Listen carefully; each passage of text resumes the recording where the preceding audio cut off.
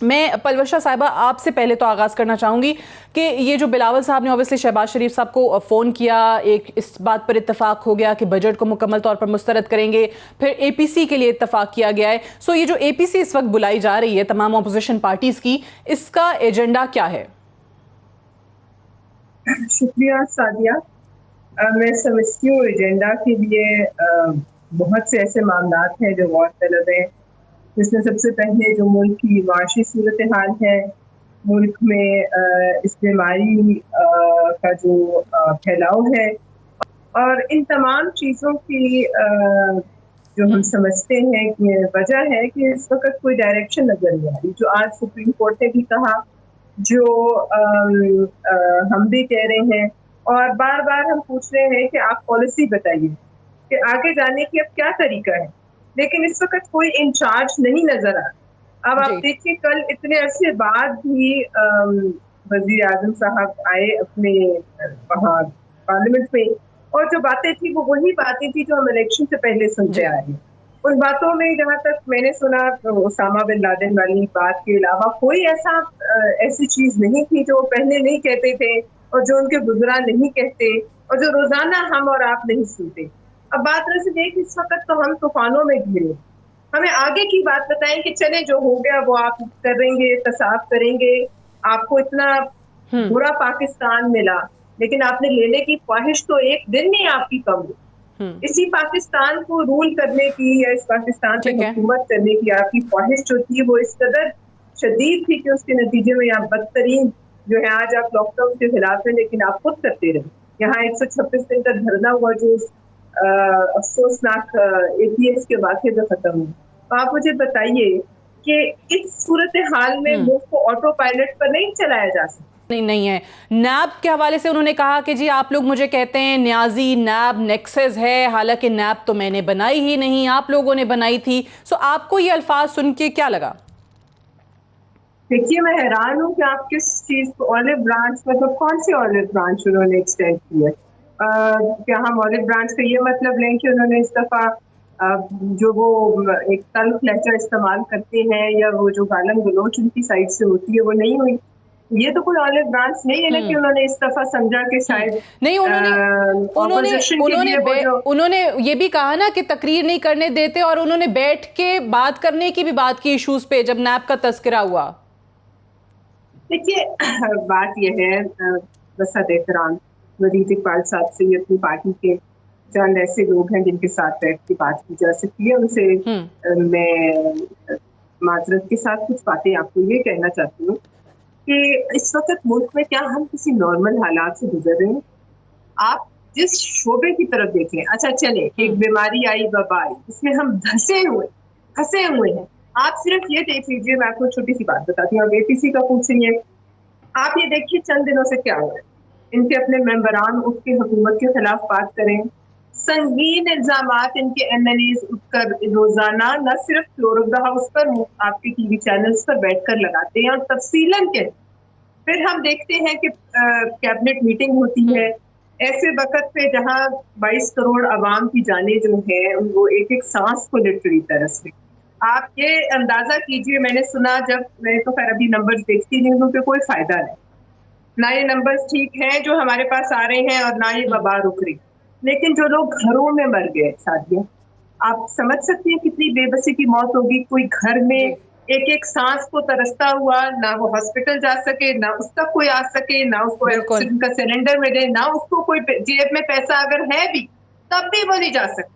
ये बेबसी की मौत रोजाना के हिसाब से आपके मुल्क में ये 8-4-5 हजार पे फिगर जा रहा है ऑफिशियली। अनऑफिशियली मुझे पता नहीं कि क्या आफत करता है, सिर्फ सोच सकती हूँ। ऐसे माहौल में जिस मुल्क की कैबिनेट बैठे और बैठकर एक दूसरे के दस्तों गिरेबान, आप मुझे बताइए, एक आपने देखा पंजाब की क्या हालत है, बाकी सूबों की क्या हालत है? आप देख रही हैं पंजाब का मिनिस्टर उठता है, वो फवाद चौधरी को गालम गलोच करता है, जहां बैठते हैं वहां तुम वजीर आजम बनना चाहते हो। भाई आप बताएं, चले आप अपनी अगर लड़ाइयों से अगर फारिग हो जाए तो ये भी तो बताएं कि ये लोग जो बैठे हैं वो जो कि जिंदगी और मौत की कश्मकश में है, वो 2 लाख लोग जो बीमार हैं और जिंदगी और मौत की कश्मकश में हैं, वो लोग जो आपके मेरे जैसे इंतजार में हैं कि हमारी बारी किस दिन आएगी, ये तमाम लोग किसकी तरफ देखें? मतलब आपको नहीं लगता लीडरशिप का फुकदान है उसके ऊपर? अब आपने सुप्रीम कोर्ट की बात की, आपने उनकी रिमार्क्स बताए, आप मुझे बताइए जी सुप्रीम कोर्ट में ये जी मामला जी जाना, यह मामला जाना एग्जेक्टिव की ये फेलियर है या नहीं है? एग्जेक्टिव की कमजोरी है कि जो मामला उनके हाथ के थे वो कोर्ट में ठीक चले गए। अब आप फिर उस पर भी आ जाएं। अब मैं ये भी कहना चाहूंगी कि आप ही के रियासत मदीना की जो हम बात करते हैं, ये बात करते हैं, उनको ये खबर नहीं कि उनका अपना काजी जगह जगह इंसाफ मांग रहे हैं और उनके घर सुप्रीम कोर्ट के एक जज के घर जाकर उनको पहुंचाई जाती है धमकी आमेज गोली मार दी जाएगी। खुदा का नाम है, कोई ओके है इस मुल्क में? अच्छा, अब आपने ये जो कोरोना के हवाले से जिक्र किया कि बेबसी की हालत में लोगों की अमवात हो रही हैं और जी जी जी मुकम्मल कर मैं लीजिए। सिर्फ ये कहना चाह रही थी इस मामले और इन हालात में 19 के करीब आके गैर मुंतफिक गुजरा है और वो मुशीर हैं, वो मुशीर हैं जो अपने असासी और अपने टैक्स डिटेल्स भी देना नहीं चाहते। ये लोग कौन है? अब ये कौन है? शहजाद अकबर साहब, फरूक नसीम साहब आके ये अच्छा, ये गैर मुंतखब जो लोग हैं काबीना में, ये कौन है? इस पे जरूर बात करेंगे वलीद साहब से, लेकिन वलीद साहब पहले ये कोरोना के हवाले से, क्योंकि चीफ जस्टिस साहब के सुप्रीम कोर्ट के जो रिमार्क्स आए हैं वो खुद ऐसे लगता है कि हुकूमत की जो कारकर्दगी अवाम को दिखाने की कोशिश की जा रही है वो आला अदालत को भी नज़र नहीं आ रही, जब वो ये कहते हैं कि बज़ाहिर कोई इदारा काम नहीं कर रहा है। बहरानों का उन्होंने जिक्र किया कि आटा, चीनी, पेट्रोल, कोई बंदा ऐसा नहीं है जो ये बहरान देखे। वज़ीर आज़म कहता है कि एक वज़ीर आला आमिर है, इसकी क्या वजाहत है? हमारी तालीम और सेहत के शोबे बैठ गए हैं, हुकूमती मौशी पॉलिसी क्या है मालूम नहीं। लोग बड़ी उम्मीदों से तब्दीली लाए थे, क्या पंजाब में वज़ीर आला और कोई हुकूमत है? Question mark. बहुत सारे सवालात जो हैं वो अदालत के चीफ जस्टिस साहब के इन रिमार्क्स से सामने आए हैं। नहीं, ये जब अदालत में मामले की समाअत हो रही होती है तो ये तो एक रूटीन होती है कि मकालमा चलता रहता है कोर्ट का विद द लॉयर्स। उसका ज़रूरी नहीं ये मतलब हो कि वो किसी फैसले का हिस्सा है या कोई ऐसी हतमी ऑब्जर्वेशन है या कोई किसी किस्म का एक ऐलान है, डिक्लेरेशन किसी फैक्ट की या किसी हतमी सिचुएशन की। तो ये तो ऐसे रिमार्क्स और मकाले और कई बहुत से केसेस में इस तरह ही होता है कि रिमार्क्स आप सुन रहे हो तो लगता है कि पता नहीं क्या होने वाला है और फिर एंड में फैसला बिल्कुल कुछ और आ जाता है जब एक्चुअल फैसला। ठीक है, लेकिन उन्होंने ये कहा ना कि बज़ाहिर मुल्क में कोई इदारा काम ही नहीं कर रहा है और हर इदारे का हाल एनडीएमए जैसा है। एनडीएमए वो इदारा जो ऑब्वियसली इस पेंडेमिक में भी बराह रास्त इसको डील कर रहा है। सो ये तो एक बड़ा क्लियर मैसेज है। एक्चुअली जी मैं तो अपना एनडीएमए की एक तफसीली प्रेजेंटेशन को भी और उनके दफ्तर में जाके मैं उस पर कुछ पार्लियामेंटेरियंस को उन्होंने बुलाया हुआ था है क्वेश्चन मार्क। बहुत सारे सवालात जो हैं वो अदालत के चीफ जस्टिस साहब के इन रिमार्क्स से सामने आए हैं।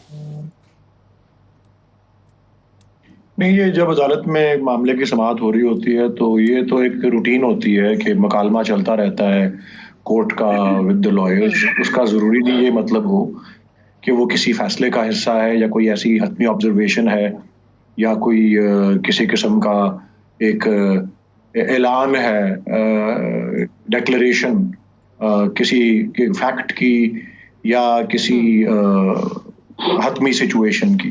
तो ये तो ऐसे रिमार्क्स और मकाले और कई बहुत से केसेस में इस तरह ही होता है कि रिमार्क्स आप सुन रहे हो तो लगता है कि पता नहीं क्या होने वाला है और फिर एंड में फैसला बिल्कुल कुछ और आ जाता है जब एक्चुअल फैसला। ठीक है, लेकिन उन्होंने ये कहा ना कि बज़ाहिर मुल्क में कोई इदारा काम ही नहीं कर रहा है और हर इदारे का हाल एनडीएमए जैसा है। एनडीएमए वो इदारा जो ऑब्वियसली इस पेंडेमिक में भी बराह रास्त इसको डील कर रहा है। सो ये तो एक बड़ा क्लियर मैसेज है।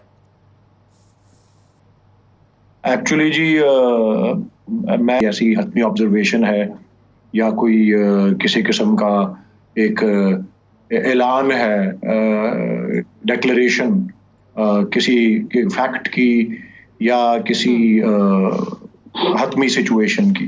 तो ये तो ऐसे रिमार्क्स और मकाले और कई बहुत से केसेस में इस तरह ही होता है कि रिमार्क्स आप सुन रहे हो तो लगता है कि पता नहीं क्या होने वाला है और फिर एंड में फैसला बिल्कुल कुछ और आ जाता है जब एक्चुअल फैसला। ठीक है, इसको लेकिन मेरे ख्याल उन्होंने ये कहा ना कि ज़रूरत से बज़ाहिर ज़्यादा- मुल्क में कोई इदारा काम ही नहीं कर रहा है और हर इदारे का हाल एनडीएमए जैसा है। एनडीएमए वो इदारा जो ऑब्वियसली इस पेंडेमिक में भी बराह रास्त इसको डील कर रहा है। सो ये तो एक बड़ा क्लियर मैसेज है। एक्चुअली जी मैं तो अपना एनडीएमए की एक तफसीली प्रेजेंटेशन को भी और उनके दफ्तर में जाके मैं उस पर कुछ पार्लियामेंटेरियंस को उन्होंने बुलाया हुआ था।